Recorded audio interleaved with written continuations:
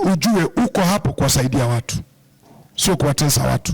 Kanafasi kokote ambako Mungu atakupa, iwe uraisi, iwe uwaziri, iwe ubunge, iwe ukuu wa mkoa, iwe ukuu wa wilaya, iwe position yote, umekuwa polisi, mkuu wa kituo, sijui kamanda nani, sijui nani, nafasi yoyote, uwe mchungaji, uwe apostle, uwe nani, position yoyote ambayo Mungu atakupa kuhudumia watu, uwe na moyo wa huruma.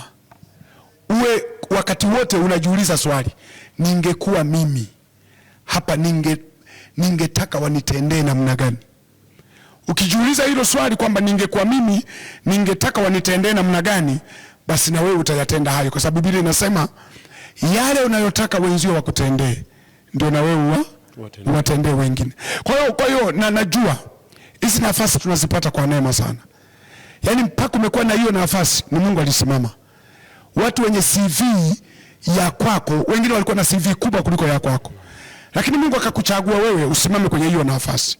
Hasa kama Mungu amekupa wako kana nafasi, basi katumie kuwahudumia hawa watu. Yaani usikatumie kuwanyanyasa kwamba watanifanya nini.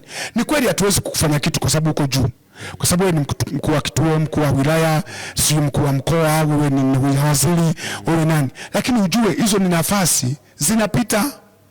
Kesho na kesho kutu utaondoka hapo. Ndio maana umewahi kuona kuna watu walikuwa marais wakubwa, walikuwa mawaziri wakubwa, walikuwa makamanda wa jeshi wakubwa, lakini kuna wakati vyeo vyao vikashuka, walikufa kifo kibaya sana. Kwa hiyo mimi naomba ka position kokote, ka nafasi kokote Mungu atakakokupa, uhudumie watu, beba moyo wa huruma. Beba moyo wa huruma.